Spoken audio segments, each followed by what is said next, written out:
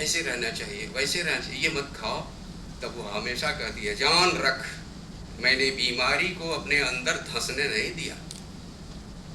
बीमारी बाहर है, बीमारी वह झेल रही है, लेकिन आप इसी पहले वाक्य से आप समझ सकते हैं कि वह किस तरह की मन स्थिति में। इसीलिए यह उपन्यास आमतौर पर कि जैसा कहा गया कि केवल यौन वर्जनाओं को ध्यान में रख करके नहीं समझा जा सकता उनके स्त्री चरित्रों को, हालांकि कई उपन्यास उनके उसी पर केंद्रित। जीवन की नियति बोध का भी आख्यान है। इस दृष्टि से वो तोल्स्टॉय के करीब बहुत पहुंच जाती है, क्योंकि मृत्यु से बढ़कर और कौन यथार्थ होगा। इसलिए मृत्यु हमेशा परिदृश्य में रहने की वजह से यह केवल चलते फिरते यथार्थ का आख्यान न हो करके एक गहरा आख्यान है, जिसमें स्त्री व्यक्तित्व की खोज और उपलब्धि भी एक प्रश्न है, और एक प्रश्न जीवन की नियति का भी है। मेरी देहरी की सांकल तो खुल चुकी, दरवाजे पर खटखट हुई नहीं कि मैं बाहर। मृत्यु से कोई भय नहीं, सांकल खुल चुकी है, खटखट हुई और मैं तुरंत बाहर निकल जाऊं। तो पहले से तैयार बैठी हुई है। और ये उपन्यास के बिल्कुल आरंभ के वाक्य है, इसलिए आप तनिक भी इस जल्दी में नहीं होते कि यहाँ कोई घटना घटने वाली। एक ऐसा आख्यान जिसमें घटना है ही नहीं। देहात्म का निस्तारा तो किसी न किसी के बहाने होना ही है। अब इसका अनुवाद दूसरी यूरोपियन किसी भाषा में नहीं हो सकता, एशियाई भाषाओं में तो हो सकता। देहात्म का निस्तारा, देह और आत्मा दोनों जीवन में शामिल है, लेकिन एक निपटारा इसमें तब होता है जब आत्मा से देह अलग हो जाती है। एक खास पंजाबी पुराने साहित्य में जो सूफी संस्कृति है ना, उसने ये भाषा दी है, देहात्म का निस्तारा। तो इसलिए मैं इसको विपत्ति की तरह नहीं लेती। किसी न किसी के बहाने से होना है, तो ये एक बहाना है, देहात्म का निस्तारा हो जाना है, इसलिए ये हो रहा है। और बाहर का जो जीवन है, जो निकल नहीं सकता घर से बाहर, अपना बिस्तर नहीं छोड़ सकता, वह जीवन का जो कुछ बाहर है उसके बारे में वह लड़की से ही पूछती है, कितने बजे है, सवेरा हुआ कि नहीं हुआ, ये रात है, ये उसको अनुमान नहीं, पूछ के ही जानती है। यहाँ तक उसे नहीं पता चलता कि बत्ती गुल है या जल रही है। इसलिए वो कहती है भोर, जब उसे सूसन चाय देने आती है, भोर हो गई। तो चाय का जिस तरह उसने वर्णन किया है, भोर एक बहुत बड़ी संपदा है। चाय कैसे बनती, आसमान की केतली में सूरज जब आता है तो आसमान की केतली में मानो दूध डाला गया और चाय बनना शुरू हो गई। तो इस तरह के बड़े बड़े रूपकों में वह सृष्टि के समूचे परिवर्तन को जीवन के एक संगीत की तरह अनुभव करती है। चाय पियो, लंबी आयु जियो, सुबह की चाय ऐ लड़की किसी संगीत से कम नहीं। जब तक जियो पीते रहो, बाद में ये प्याला तो खाली ही रह जाएगा। ये एक सूफियों और संतों की भाषा का जो कभी कभी प्रेमचंद के गद्य में मिलता है, वो खास तरह के हिंदी संतों का प्रभाव वहाँ है, लेकिन यहाँ सूफियों की भी अदा शामिल है उनकी भाषा में।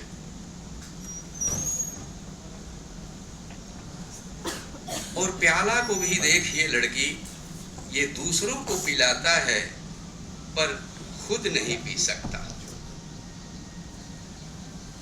वो उन्होंने शुरुआत कविता से की थी, इसीलिए बार बार आप देखेंगे कि अपनी कहानियों में, अपने उपन्यासों में वह कविता गद्य में डालती जाती है और उसके लिए उन्हें तत्सम में जाना नहीं पड़ता। ये भी खास पंजाबी संतों और सूफियों की देन है। वह जान जाती है कि कितने बादाम कूट कर दूध में डाले गए। इस पर लेटी लेटी पूछती है कि अम्मा आपने कैसे जाना?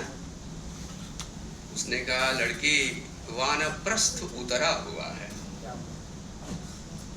क्या भाषा है! वानप्रस्थ उतरा हुआ है। कान देखते हैं और आंखें सुनती हैं। कितने छोटे वाक्य! जैनेन्द्र बहुत मशहूर हैं छोटे वाक्यों के। फालतू डिटेल्स जैनेन्द्र के यहाँ नहीं मिलेंगे, यहाँ भी नहीं है, लेकिन इतने छोटे वाक्यों में इतनी गहरी कविता। बहुत धीरे धीरे पढ़ने लायक ये उपन्यास है। बकी उम्र खाली आहटें ही चुनती रहती, खाली आहटें ही सुनती रहती है और उसी से सारा संसार उसके सामने प्रत्यक्ष होता है। अब केवल इस पॉइंट पर एक कोटेशन आपके सामने रखता हूं। सूरज उग गया है। इस ब्रह्मांड का महानायक सूरज है। सृष्टि का हर नर सूरज से शक्ति खींचता है। नारी की इष्ट है पृथ्वी। बहुत पुराने मिथकों को बगैर पांडित्य की भाषा अपनाए वह यहाँ रख रही है। सीता पृथ्वी की पुत्री है, राम सूर्य के वंश से ताल्लुक रखते हैं। वो इस ब्रह्मांड का महानायक सूरज है। सृष्टि का हर नर सूरज से शक्ति खींचता है। नारी की इष्ट है पृथ्वी। वह पराशक्ति बनी पुरुष के आगे पीछे व्याप्त हो जाती है।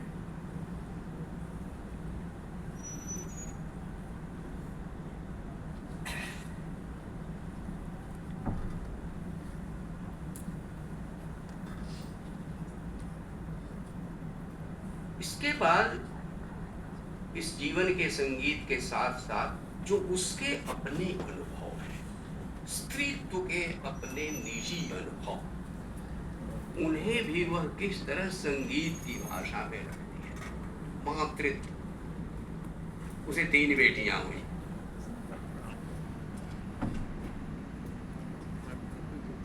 कहा कि बच्चा बनाना एक तरह का यज्ञ ही है। बच्चा बनाना, मैं नहीं जानता पंजाबी में इसके लिए क्या है।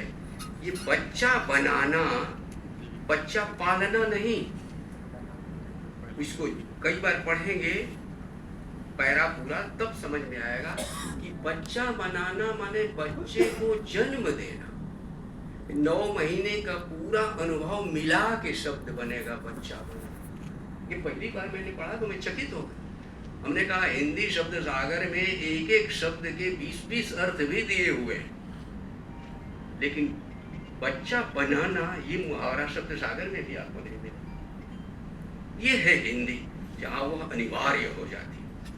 कविता को कहा था कॉर्डवेल ने कि इट इज अनट्रांसलेटेबल, उसका अनुवाद नहीं हो सकता, उसके अर्थ का अनुवाद होगा, लेकिन उसमें जो लय है, छंद है, उसके साथ जो ध्वनियां लगी हुई है, उसका अनुवाद संभव नहीं है। तो कभी कभी गद्य भी इस स्तर को पहुंच जाता है। बच्चा बनाना एक तरह का यज्ञ ही है। इन दिनों औरत पूरे ब्रह्मांड से शक्ति के कण खींचकर अपनी ऊर्जा ज्वलित कर लेती है। अपने में कुछ विशिष्ट ही जीती है।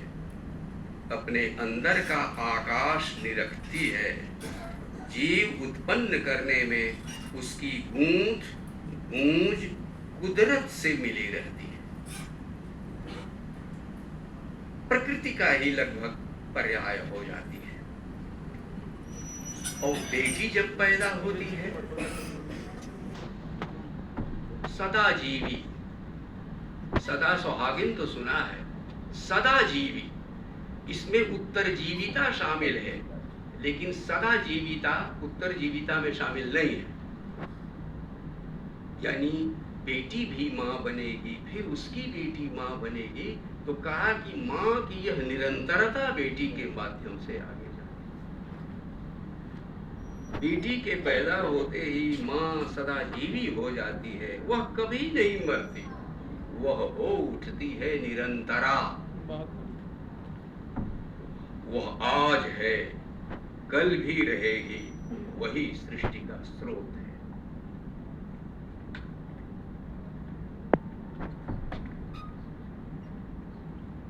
लेकिन अपने ढंग की अनोखी है कृष्णा सोविती, जो स्त्रीत्व के अनुभव के साथ, मातृत्व के अनुभव के साथ, पितृत्व के अनुभव को और उसके गौरव बोध को भी रखती है, बहुत गहराई से रखती है। ऐसा कम देखने में आता है महिला कथाकारों के साथ, रचनाकारों के साथ। टोकरी में दिगंत में अनामिका की एक कविता है, प्रसूति गृह में पिता, तो अपने ढंग की अनोखी कविता है वह। पिता कहा, हर नर अपने को परम पुरुष समझता है, जीवन की कस्तूरी उसी को लगी है। कस्तूरी जिसके बारे में वो सचेत नहीं है, जानता नहीं है।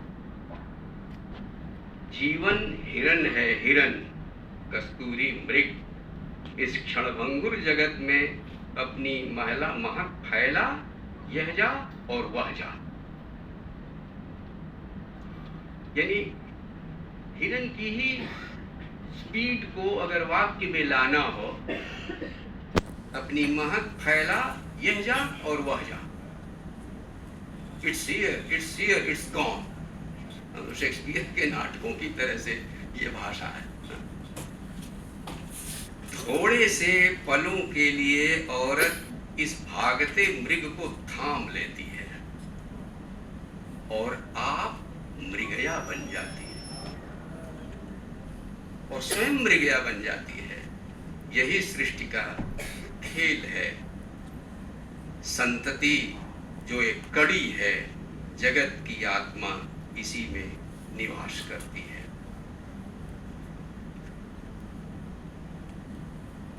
आगे उन्होंने कहा कि पिता जो है क्या खो देता है, तो कहा कि पिता बनकर मर्द घाटे में रहता है, अकेला पड़ जाता है, क्योंकि माँ अब पूरी तरह अपने बच्चे की हो जाती है। इसलिए पिता अपने संतति के साथ पूरा उस तरह नहीं होता जिस तरह स्त्री पूरी होती है। वह तो पूरी तरह अपने बच्चे की मां बन जाती है। आत्मा और देह मिलकर दुनिया का सपना रचते बुनते हैं।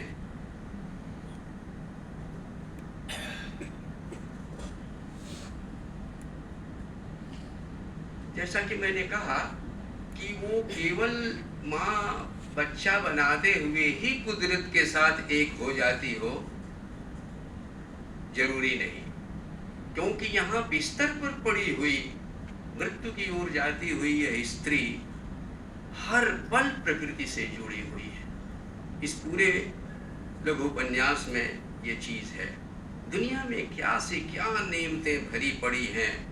आकाश में उड़ते पाखी, टहनियों से फूटती हरी भरी कोंपलें, बदलते रुत की हवाएं, ये मैंने उसमें से टुकड़े चुने हैं। इन सब पर एक एक वाक्य है और अलग अलग है। ओस जड़ी घास पर नंगे पांव चलना, सर्दियों की गुनगुनी धूप सेकना,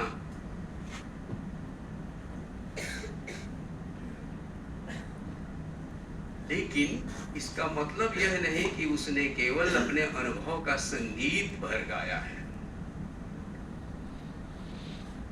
इसके भीतर जो कड़वापन है उसको भी जिस ढंग से रखा है, उसके कुछ नमूने आपके सामने रखता हूं। कहा कि है तो यह खेल सृष्टि का, लेकिन यह खेल बराबरी का नहीं है, ऊपर नीचे का है। घर का स्वामी कमाई से परिवार के लिए सुविधाएं जुटाता है, साथ ही अपनी ताकत कमाता और बनाता है। इसी प्रभुताई के आगे गिरवी पड़ी रहती है बच्चों की मां।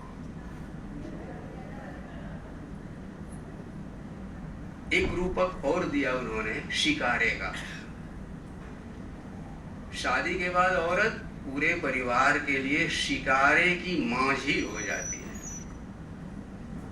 कश्मीर में डल की झील में शिकारे चलते हैं। जो पर्यटक हैं वे तो आनंद विहार करते हैं, लेकिन मांझी के बाटे केवल चप्पू चलाना ही आता है, वह बस चप्पू ही चलाता रहता है। और स्त्री के पूरे जीवन में वास्तव में इस शिकारे का चप्पू चलाना, यहीं तक उसका पूरा व्यक्तित्व सीमित है। यही है उसका खोया हुआ व्यक्तित्व, जिसको पाने की साधना आधुनिक भारतीय साहित्य ने शुरू से तो मैं नहीं कहूँगा, लेकिन 20वीं शताब्दी के पहले दूसरे दशक से शुरू कर दिया। और कई चीज़ों की तरह से रविंद्रनाथ इसमें भी अग्रधावक है। स्त्री पत्र जैसी कहानी वही लिख सकते थे। कहानी चिट्ठी लिख करके स्त्री पति का परित्याग की कहानी के लिए बड़ी ले दे हुई थी बंगाल में रविंद्रनाथ। डेमी गॉड कहे जाते हैं ऐसा तो हम समझते हैं, लेकिन रविंद्रनाथ की बंगाल ने क्या क्या लानत मलामत की है इसके बारे में लोगों को कम पता है।